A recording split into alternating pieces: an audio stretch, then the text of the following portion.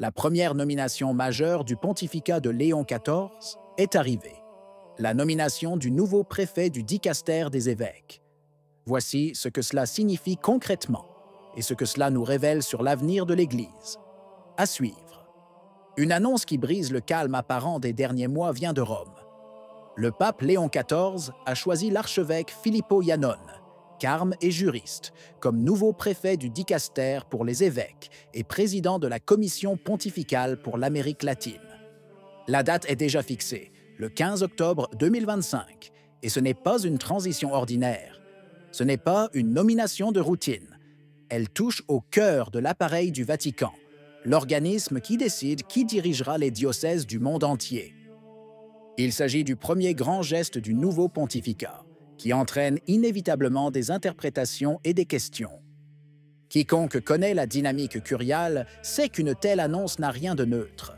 Iannone a travaillé pendant des années à la tête du dicaster des textes législatifs, où il s'est forgé une réputation d'homme méticuleux, habitué aux règles, mais certainement pas dénué de vision personnelle. La tâche qui lui est désormais confiée ne se limite cependant pas à interpréter les normes. Il s'agit d'exercer une influence directe sur le choix des futurs évêques et donc sur le visage même de l'Église dans les décennies à venir. Le communiqué officiel indique simplement que le Saint-Père a nommé Mgr Filippo Iannone, jusqu'à présent préfet du dicaster pour les textes législatifs, comme nouveau préfet du dicaster pour les évêques et président de la Commission pour l'Amérique latine, à compter du 15 octobre 2025. Quelques lignes, sèches, mais d'un poids spécifique énorme. Dans ce début, plus que les données biographiques ou curriculaires, surgit le signal. Léon XIV passe à l'action, et il le fait en choisissant un Italien, un canoniste, un clerc, mais surtout un homme qui, pendant des années, a interprété et sauvegardé les lois. S'agit-il d'un retour à l'ordre ou d'un durcissement des règles?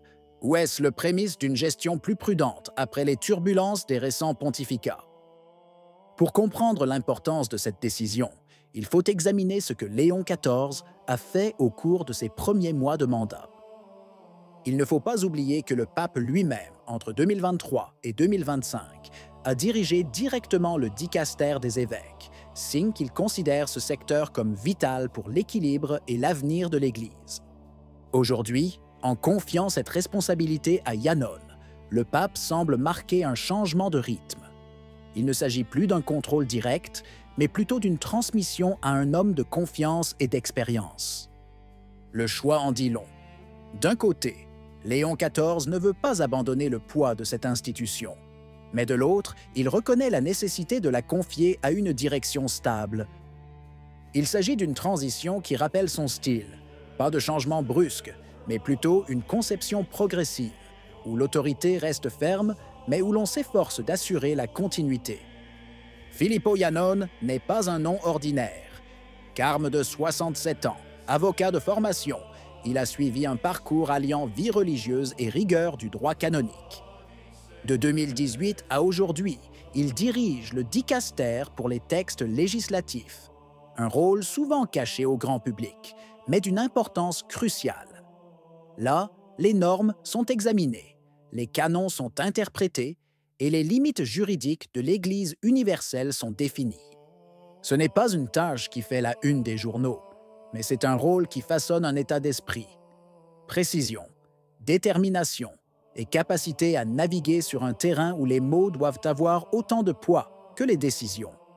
Si vous appréciez notre service de sensibilisation et croyez aux valeurs de vérité et de transparence, achetez un Super Merci. Chaque contenu requiert engagement, étude et dévouement, et notre travail est entièrement autofinancé. Votre soutien nous aide à poursuivre cette mission. Merci infiniment. Avec sa nouvelle nomination, Iannone se voit confier un rôle beaucoup plus exposé. Le dicaster des évêques est le cœur du système, le creuset où se décident les diocèses. Il ne s'agit pas seulement d'administration, mais de façonner le visage du catholicisme dans le monde. Son expérience de gardien de la loi pourrait désormais se traduire par une sélection épiscopale plus rigoureuse, plus attentive au respect des règles et peut-être moins ouverte aux compromis locaux. Le choix de Léon XIV n'est pas un hasard. Il est italien, connaît bien les rouages du Vatican et a déjà démontré sa capacité à naviguer dans les couloirs de la Curie sans se dévoiler inutilement. Mais c'est aussi un homme religieux, enraciné dans l'ordre du Carmel, et cela apporte un équilibre différent des profils exclusivement diplomatiques ou académiques qui ont souvent occupé les dicastères. Sa figure apparaît donc comme un pont entre la rigueur de la norme et la dimension spirituelle, entre la technique juridique et la tradition monastique. La question qui se pose est de savoir si cet équilibre mènera à un épiscopat plus solide et plus uniforme, ou s'il risque au contraire de rigidifier les critères de sélection, réduisant ainsi la place accordée à de nouvelles figures prophétiques. La nomination de Yannon ne clôt pas le débat. Elle l'ouvre, et de manière retentissante. Aux côtés du nouveau préfet, le pape a décidé de maintenir l'équilibre des pouvoirs au sein du dicastère.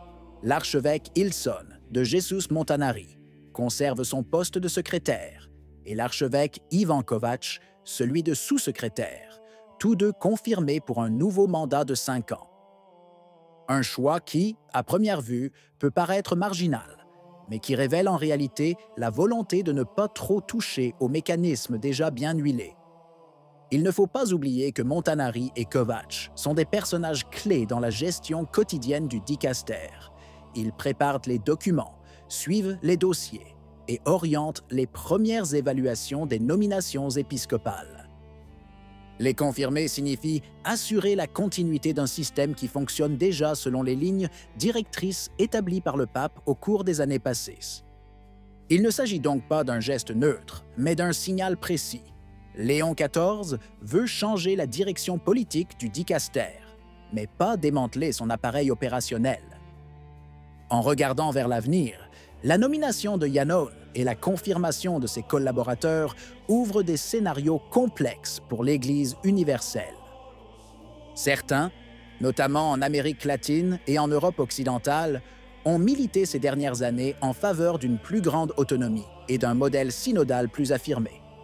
Aujourd'hui, avec un dicastère dirigé par un canoniste réputé pour sa rigueur, il est raisonnable de s'attendre à des tensions entre le centre et la périphérie.